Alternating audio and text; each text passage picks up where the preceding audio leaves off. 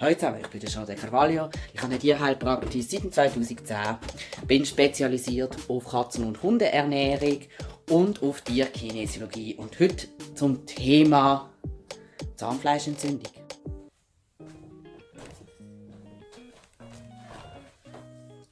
So, hallo zusammen. Heute wird Zahnfleischentzündungen, die bei Katzen und Hunden immer mehr ein Thema ist. Erfahrung nach werden aber viele Komponenten auch vergessen oder nicht beobachtet, weil man halt vor allem in der Tierarztpraxis, in der klassischen Tierarztpraxis, nicht Zeit hat für eine entsprechende Anamnese, die halt doch eine Stunde bis 1,5 kann gehen. Und heute schauen wir doch ein paar Sachen an, die ihr daheim selber auch machen könnt, wenn ihr ein Tier habt mit Zahnfleischentzündung. Was ist es? Also Zahnfleischentzündung ist wirklich, wenn ihr die Rötungen habt um die Zähne herum oder das ganze Zahnfleisch sogar schon entzündet ist. Da gibt es natürlich verschiedene Entzündungsstufen. Es kann Blut haben, es kann kein Blut haben. Es kann sein, einfach weil ein bisschen Belag dort ist, dass es nur um den Belag herum, also wenn am Zahn Belag ist, dann wird das Zahnfleisch genau am Belag reagiert.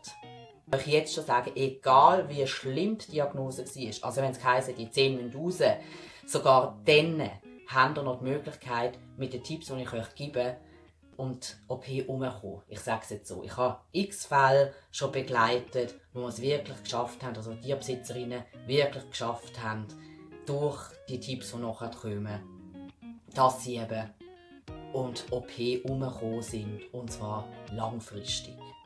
Etwas, was sehr oft vergessen wird, ist, dass Zahnfleisch, also alles, was im Maul passiert, Zähne, Zahnfleisch, die ganze Mundschleimhaut, hängt immer direkt mit dem Magen zusammen. Wenn ihr euch jetzt vorstellt, was ist zwischen Magen und Maul, nichts anderes als ein Röhrchen. Wir haben die Speiseröhre, die dazwischen ist. Und das war es dann auch. Also das heisst, das ist eine direkte Verbindung. Und ihr könnt immer darauf gehen, wenn Bakterien im Maul sind die gleichen im Magen. Wenn sie im Magen sind sie im Maul. Was uns auch bei den Ursachen automatisch darauf führt, dass Ernährung ein Grund für Zahnfleischentzündungen sein kann. Und ich würde jetzt mal sagen, es sind 2 Ursachen, die wichtig sind für euch. Und zwar ist es Alter und Futter. Alter einerseits Pubertät oder wenn es dann schon Senioren sind. In der Pubertät haben wir einfach hormonelle Veränderungen, die können sogenannte juvenile Vaginitis, ist dann wieder etwas anderes, Gingivitis, also Zahnfleischentzündung, auslösen.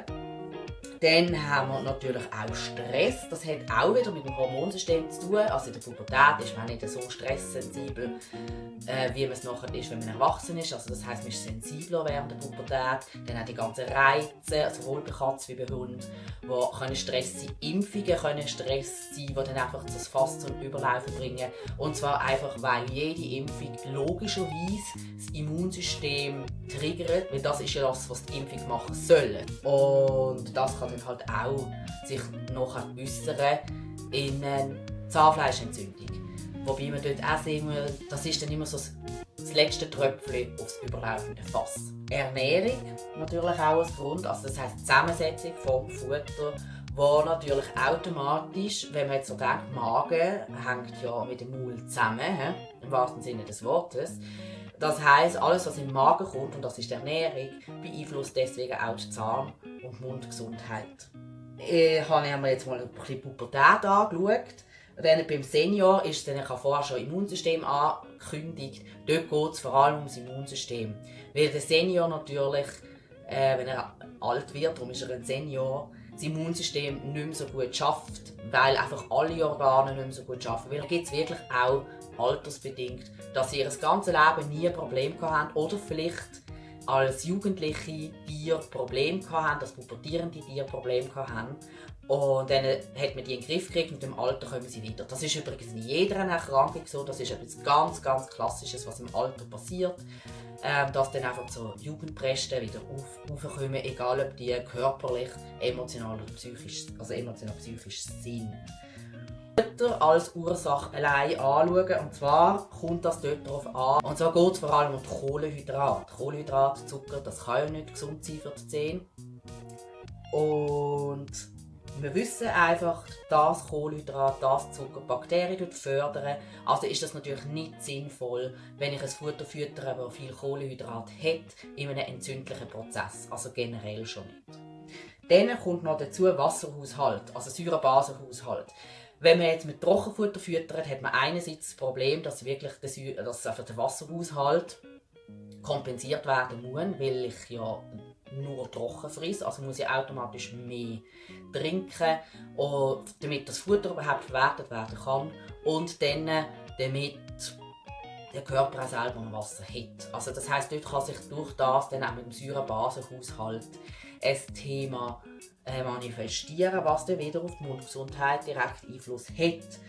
Und wenn wir schon bei Trockenfutter sind, ein Mythos, was ich einfach nicht auflösen will, ist, dass Trockenfutter gut wäre für die Zahngesundheit wegen mechanischen Effekten der Reinigung. Jetzt haben wir aber ein grosses Problem, dass bei unseren Beutegreifen, Katz und Hund, ein Scherengebiss vorhanden ist mit einem Kiefergelenk, das nur gegen außen also nur auf und zu kann. Also wir machen nur das. Während wir ein Gelenk haben, das noch malen kann, also bei uns passiert das. Wir haben kein Scherengebiss, sondern eins, das malen kann. Hätten wir ein Scherengebiss wie die Tiere, wäre es so. Geht nur so. Probieren wir mal so zu malen. Das geht allein schon, wenn man das Gelenk nicht anschaut. Will ich hier malen? Also, hallo? Das geht nicht. Und wenn ich hier irgendetwas so machen will, wäre es auch wie das Gelenk, das muss so seitlich können, sich bewegen, was nicht geht. Es ist wirklich nur auf und zu, auf und zu.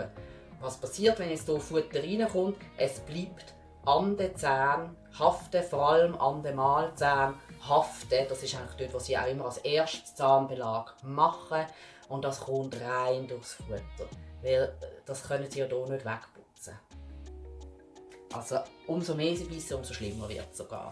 Und das könnt ihr ganz einfach kontrollieren, indem ihr die Mahlzähne anschaut und den Dreck, also beziehungsweise die Futterpartikel, die übrig bleiben, sehnt. Gerade bei kaltpresstem Futter sieht man das sehr gut, weil es das richtig verkleben kann hinten. Jetzt haben wir angeschaut, Ursachen, Alter, Futter und dann interagieren die natürlich interagieren.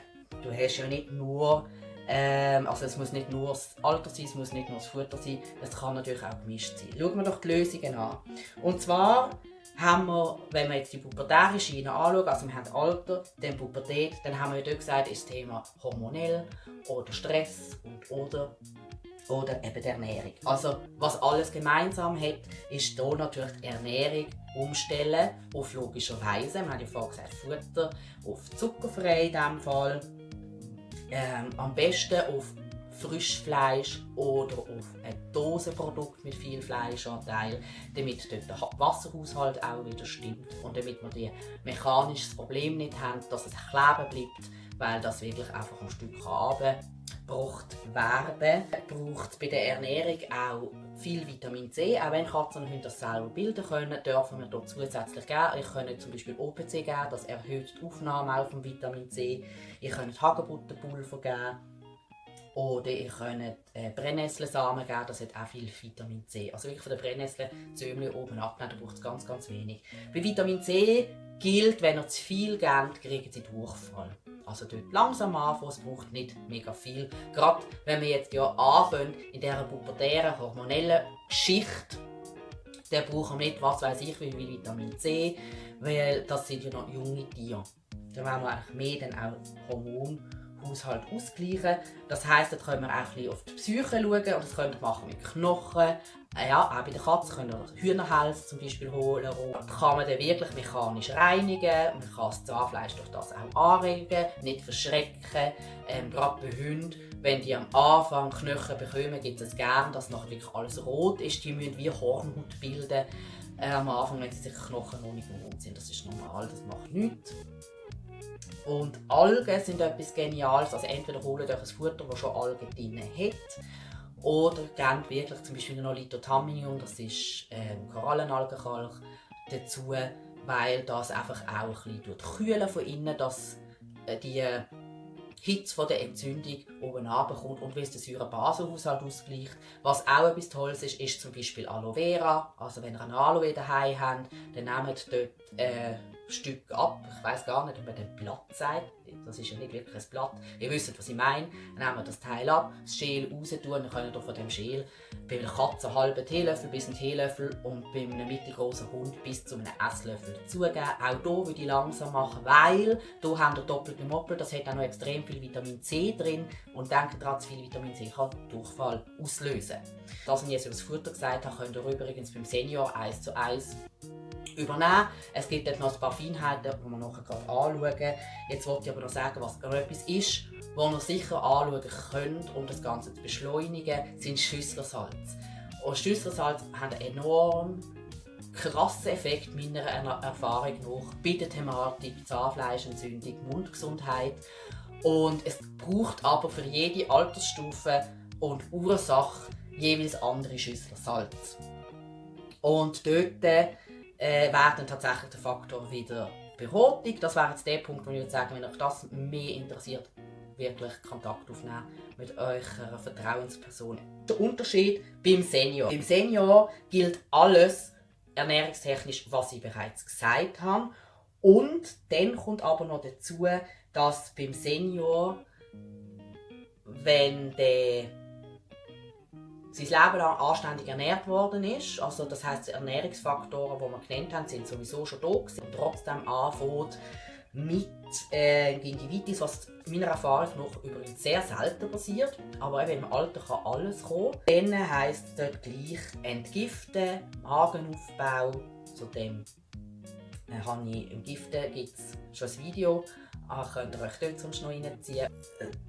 Um dort einfach auch wieder den alten Körper ein bisschen entlasten und anregen, weil das Entgiften tut immer auch anregen. Wenn jetzt das Büsi aber bis dahin kein ideales Futter hatte für seine Art oder auch der Hund nicht für seine Art ein ideales Futter hatte, dann als erstes einfach mal das Futter auf artgerecht umstellen, wie ich vorher gesagt habe, also auf Kohlenhydrate vor allem verzichten und ein Dosenfutter nehmen mit einem hohen Fleischanteil oder ein Dosenfutter nehmen oder Barfen mit kein Kohlenhydrat, also Barfen ohne Kohlenhydrat und dann einfach mal nur mit dem machen und es laufen lassen. Wenn es eine sehr starke Zahnfleischentzündung ist, dann würde ich auch schon mit Vitamin C arbeiten und mit Algen arbeiten und dann einfach mal schauen, ob es die Schüsslersalz überhaupt noch braucht. In der Regel braucht es nicht einmal. Übrigens solltet ihr immer im Zeitrahmen haben, dass es 4 bis 8 Wochen geht nach der Ernährungsumstellung, bis ihr Verbesserungen merkt. Es gibt Tiere, das merkst du wirklich nach einer Woche schon, aber gebt euch auch die 2 Monate Zeit, an einem Plan zu bleiben, damit er überhaupt funktionieren kann, beziehungsweise damit ihr nachher seht, wo muss es verbessert werden. Ja, ich würde sagen, das Video ist schon genug lang. Eben wie immer könnte ich noch viel mehr erzählen. Das Wichtigste habt ihr jetzt sicher schon mal zum handeln am Anfang. Dann wünsche ich euch jetzt noch einen schönen Tag oder eine gute Nacht oder einen guten Morgen, wenn auch immer ihr das Video schaut. Tschüss zusammen.